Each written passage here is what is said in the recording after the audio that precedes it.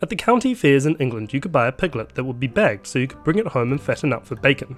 Everyone loves bacon, right? The story goes that an unscrupulous merchant would switch the piglet for a cat when an unwary patron wasn't paying attention. The victim would only find out of the trick if they insisted on seeing the animal, and the cat would be let out of the bag, leading to the phrase, "the cat's out of the bag." That is the first of many expressions that we're going to explore the origins of today.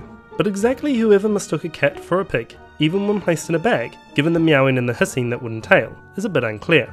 So maybe on this one the wool has been pulled over our eyes, a phrase that comes from the time when all gentlemen wore woolen wigs. The term wool was then a popular term for this hairpiece, and the expression came from the practice of tilting a man's wig over his eyes so he couldn't see what was going on. Some of these expressions you might have heard through the grapevine, meaning to hear of something informally through gossip and rumour. The term grapevine telegraph was first recorded in a US dictionary in 1852, just before the American Civil War. This distinguished the new direct down-the-wire telegraph from the earlier method, which was likened to the calling tendrils of a grapevine. The first recorded use of a skeleton in the closet, meaning a secret source of shame, comes from the early 1800s, when William Henry Stoll wrote, "The dread of being the cause of misery and posterity has prevailed over men to conceal the skeleton in the closet."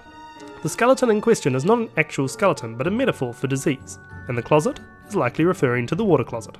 A good place to hide your diseased family, I guess, as you could just tell visitors you had bacon and eggs for breakfast. Work can really be the daily grind, referring to something that you have to do every day, day after day in, day out, every single day of the year, and that is very boring and very tedious. But this expression refers to the actual grinding of grains, specifically wheat, to make flour for the daily bread.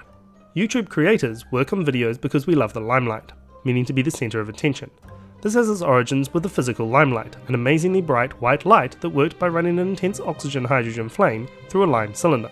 This limelight was eventually used by theatres as a spotlight, leading to the term. We're all worried that our videos will be freebooted, a term coined by Brady Haran on the Hello Internet podcast. Highly recommended, by the way. And this kind of thing really makes me fly off the handle, an idiom meaning to get very angry, a reference from the 1800s to the uncontrolled way a loose axe handle could literally fly off its handle. And that can make it feel like you're flogging a dead horse, meaning that to continue an activity is a waste of time as the outcome is already decided. The first recorded incidence of this is from English politician John Bright, who after trying to rouse Parliament from its apathy on the issue of more democratic representation, he said in a speech it would be like trying to flog a dead horse to make it pull. Anyway, for some of us this YouTube attention is just a flash in the pan, meaning a short-lived success. The pan in this one is that of a flintlock musket. That was the part that held the gunpowder, and the flash was the result of the musket working as intended. Once in a blue moon though, things last a little longer. The moon in question does, in fact, refer to the moon. Generally, there are 3 full moons in a season, with one each month, although sometimes there is an extra one. This extra moon is the blue moon, either the third of 4 full moons in a season, or in its more modern sense, a second full moon in a month. Originally, this would not have been a blue moon, but a blue moon, a betrayer moon. It was traitorous in the sense that people would have to continue fasting for another month in accordance with Lent, while waiting for the true full moon to signify Easter. It's a little bit of a misnomer however, as a 13th moon in a year, a blue moon, is actually a relatively common occurrence, happening approximately every second year.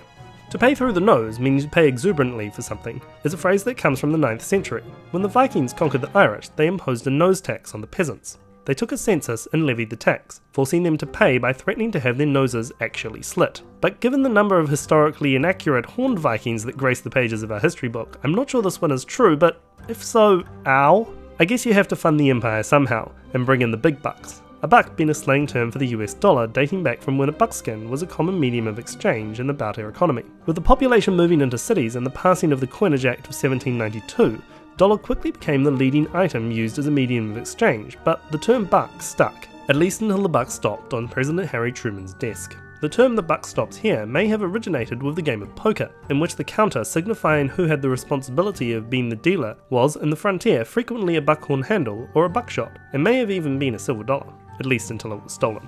The expression "every cloud has a silver lining," meaning that in every bad situation there is an element of good, most likely comes from John Milton's 1634 play Comus, which includes the line, "Was I deceived, or did a stable cloud turn forth her silver lining on the night?" Keeping with clouds for a moment, to be on cloud 9, meaning to be happy, might come from the fact that the 1896 edition of the International Cloud Atlas defined 10 types of clouds, the 9th of which is cumulonimbus, the highest of all the clouds. Clouds, by the way, are really heavy. How heavy? Check out my video on it, hint hint. Seventh heaven has a similar meaning to cloud 9, but is actually older in origin, referring to the highest of the 7 heavens, where the angels reside, in Islamic, Jewish, and Kabbalist teachings. Some say that the phrase straight from the horse's mouth, meaning to get information from the most trusted authority, comes from horse racing circles, where the most trusted authorities are those that are in closest touch with the horse, that is, the stable hands and the trainers. However, perhaps a more likely explanation is that when buying a horse, its age can be easily determined by examining the size and shape of its teeth, letting the buyer easily know if the horse is old or young. This is also the origin of the expressions "don't look a gift horse in the mouth" and "long in the tooth," meaning don't be ungrateful when you receive a gift, and old, respectively. For an expression that actually does come from horse racing, look no further than to win hands down, meaning to win easily. Jockeys need to keep a tight rein in order to encourage their horse to run, but if a runner is far enough ahead, the jockey can relax his reins and still win.